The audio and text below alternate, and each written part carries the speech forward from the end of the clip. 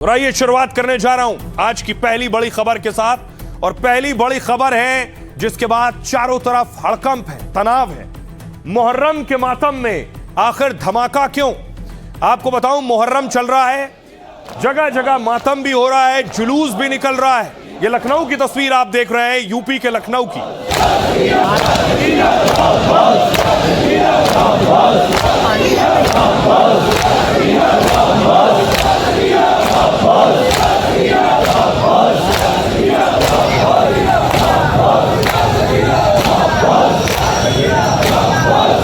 तो ये यूपी के लखनऊ की तस्वीर थी, लेकिन मध्य प्रदेश के उज्जैन में देखिए जरा, स्टंट किया गया मुहर्रम पर। सवाल ये है, मातम में स्टंट का क्या काम? और बाकायदा एक वैन लटकाई गई। वैन पर देखिए लिखा क्या है, वैन पर लिखा है लो फिर आ गया।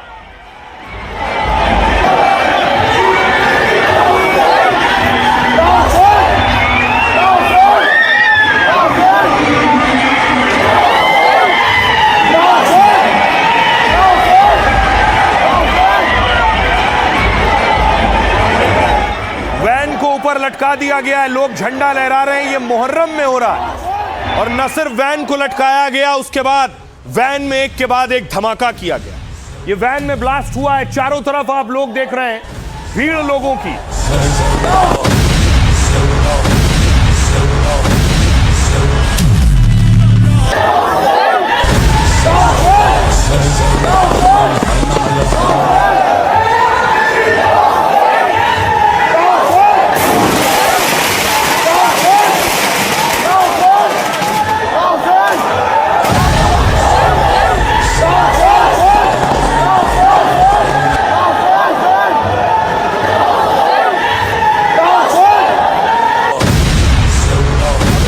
के बाद सवाल ये उठ रहे हैं, मुहर्रम मातम मनाने का पर्व है, उसमें स्टंटबाजी, उसमें ताकत दिखाना, उसमें धमाका करना, आखिर इसका त्योहार से क्या ताल्लुक है?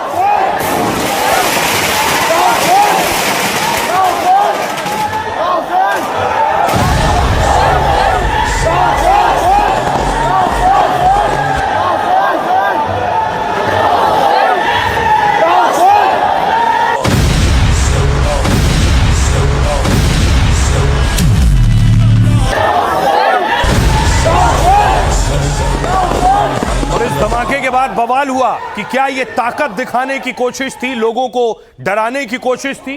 देखिए, धमाके के बाद वैन क्रेन से नीचे आई, वैन नीचे आई, लोग वैन की तरफ दौड़े।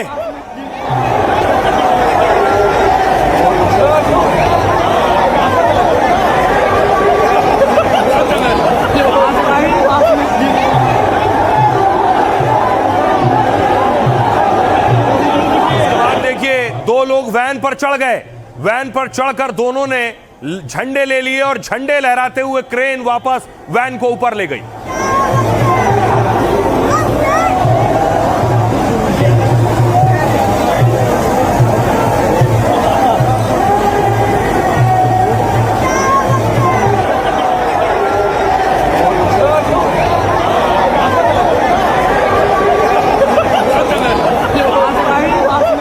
तो आखिर मातम के वक्त इस तरह के स्टंट की क्या जरूरत है? एक स्टंट नहीं है। देखिए, तो न सिर्फ मध्य प्रदेश के उज्जैन में मुहर्रम में यह स्टंटबाजी हो रही थी, जो पूरी तरह से गलत है। लोग इस पर विरोध भी कर रहे हैं, एतराज भी दर्ज करा रहे हैं। मध्य प्रदेश का दूसरा इलाका देखिए, शाहजहांपुर में लाठी चलने लगी। मुहर्रम में लाठियां चल रही थी।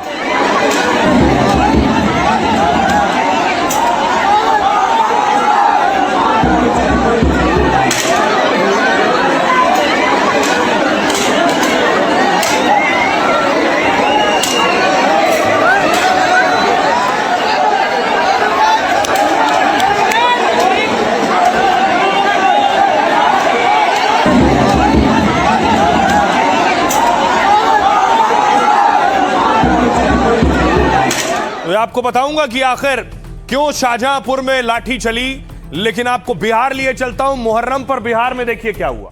बिहार के शिवहर में भी लोग लाठी चला रहे थे।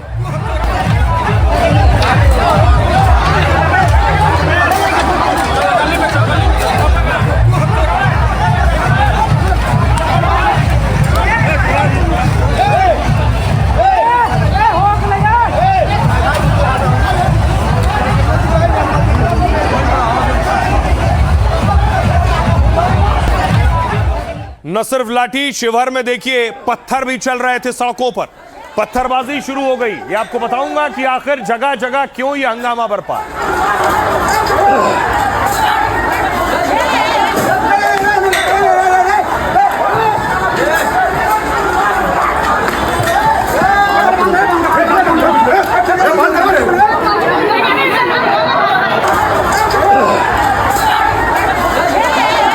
तो आइए आपको बताऊं, मध्य प्रदेश से बिहार तक ये जो हंगामा बरपा है, पहले तो इसका विरोध हो रहा है और ये पूरी तरह से गलत है।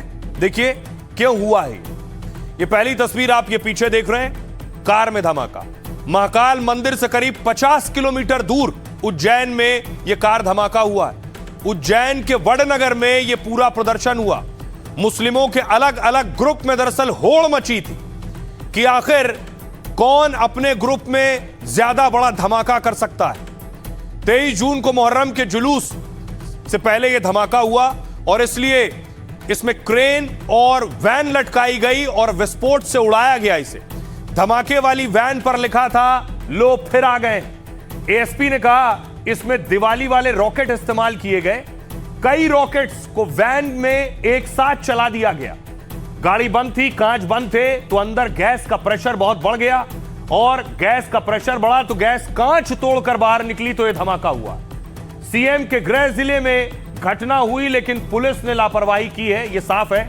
दावा है मौके पर पुलिस वाले मौजूद थे लेकिन उन्होंने रोका नहीं इस धमाके से। वीडियो वायरल हुआ तो पुलिस ने 4 लोगों पर एफआईआर दर्ज की है।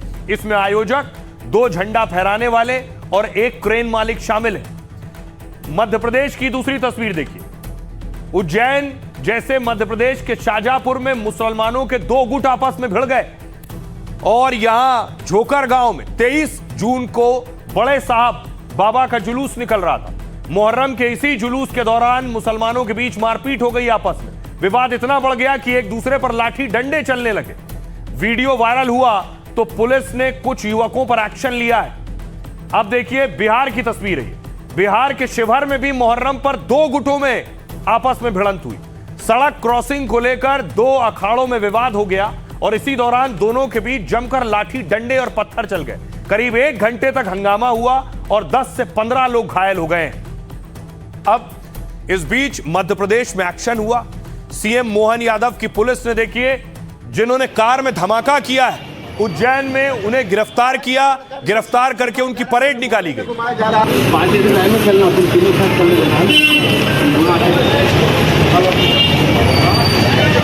कान पकड़कर उनको सबक सिखाया जा रहा है, पूरे मोहल्ले में घुमाया जा रहा है। ये देखिए यही हर्ष होता है। ये देखिए ये सजा है, क्योंकि अगर कोई शहर की फिजा बिगाड़ेगा तो उसका हर्ष तो ये होना ही है।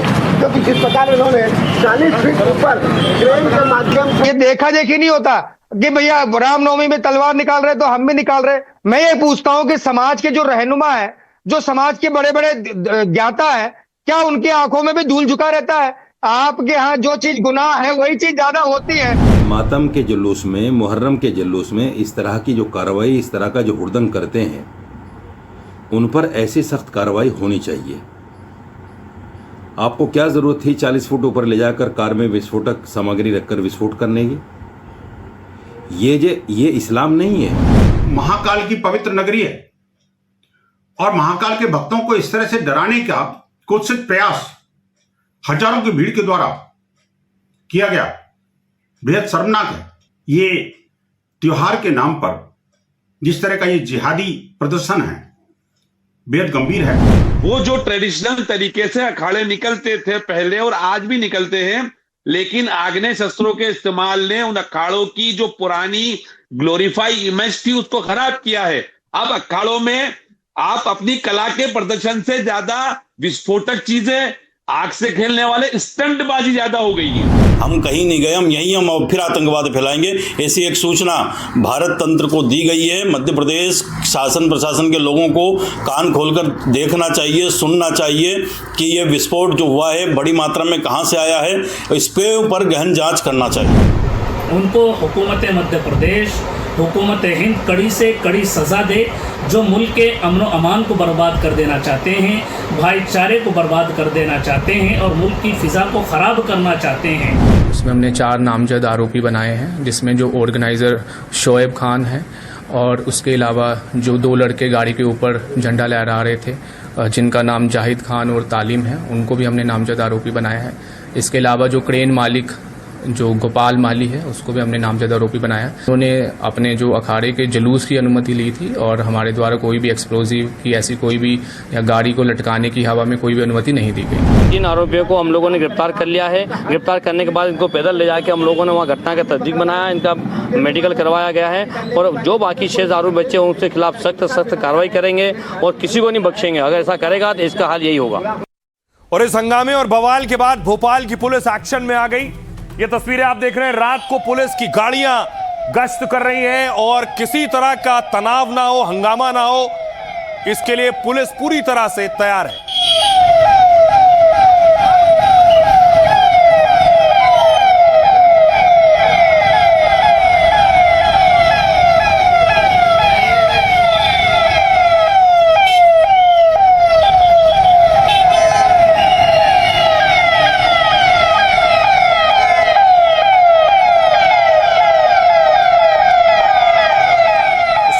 त्योहार के वक्त ऐसी हरकत होगी तो पुलिस को ऐसा चौकन्ना रहना पड़ेगा। ये खंडवा की तस्वीर देख रहे हैं, मध्य प्रदेश के खंडवा में भी पुलिस फ्लैग मार्च कर रही है, सड़कों पर उतरी है।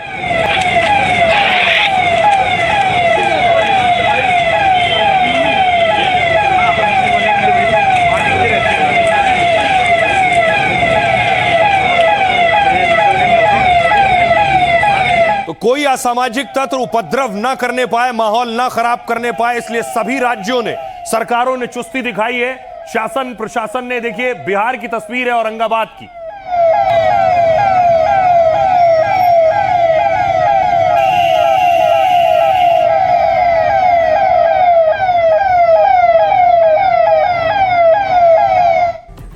और इस मामले में उत्तर प्रदेश संवेदनशील राज्यों में शुमार है।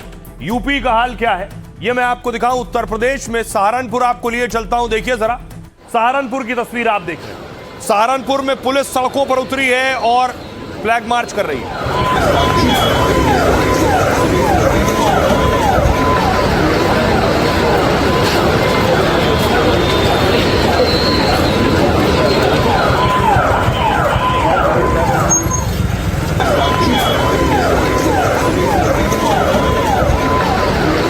अब आपको लिए चलता हूं फिरोजाबाद। सहारनपुर के बाद देखिए फिरोजाबाद में हाल क्या है। फिरोजाबाद में रैम्बो के नाम से मशहूर अनुज चौधरी फीता लेकर नापने वाला ताजिया नापने लगे।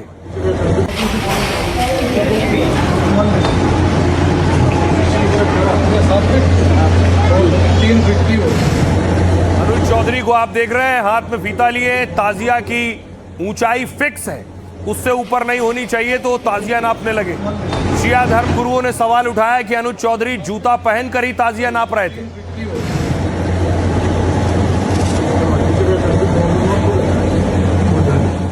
अब आपको लिए चलता हूं मऊ। उत्तर प्रदेश का मऊ भी संवेदनशील जिलों में से एक है। मऊ में भी पुलिस चौकन्नी थी, सड़कों पर गश्त कर रही थी, फ्लैग मार्च कर रही थी।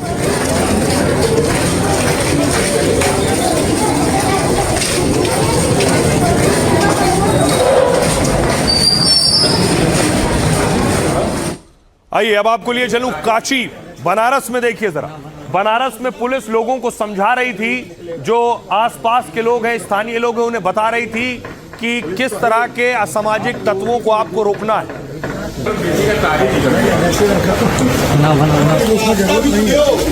जुलूस निकलेगा, इसकी सुरक्षा व्यवस्था की जिम्मेदारी पुलिस तो है ही, आप लोगों की भी होगी जो निकाल रहे हैं। वो भी अपने वॉलंटियर्स लगाए, आगे पीछे दान रख के 10 फीट से ज़्यादा हाइट ना रखना। तीसरा, छज्जों पे ना लटके।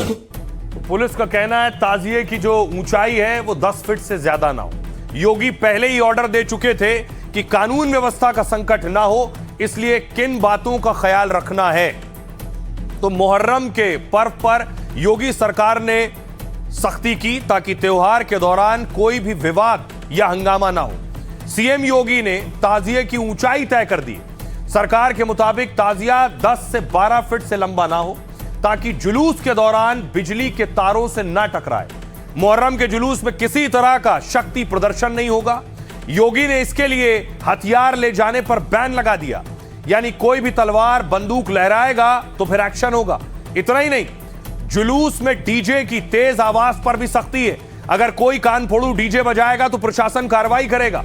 इसके साथ ही तेज आवाज वाले लाउड स्पीकर पर भी पाबंदी है। सरकार ने हर जिले के डीएम, एसपी को अलर्ट रहने को कहा है। योगी ने सख्त निर्देश दिए हैं कि मुहर्रम पर समन्वय बनाएं, मतलब पहले से धर्मगुरुओं और शांति समितियों से चर्चा करें, आस्था का सम्मान करें, लेकिन व्यवस्था भी बनाए रखें। अगर कोई माहौल खराब करने की कोशिश करे तो कार्रवाई करें। योगी के निर्देश पर यूपी पुलिस भी बहुत सक्रिय और एक्टिव हो गई है। सुनिए जरा योगी आदित्यनाथ क्या कह रहे हैं और पुलिस क्या कह रही है। याद करिए, इसी मुहर्रम के समय में सड़कें खाली हो जाती थी, सूनी हो जाती थी, ताजिया के नाम पर घर तोड़े जाते थे, पीपल के पेड़ काटे जाते थे, सड़कों के तार हटाए जाते थे, पुल तोड़ दिए जाते थे। आज कहा जाता है किसी गरीब की झोपड़ी नहीं हटेगी।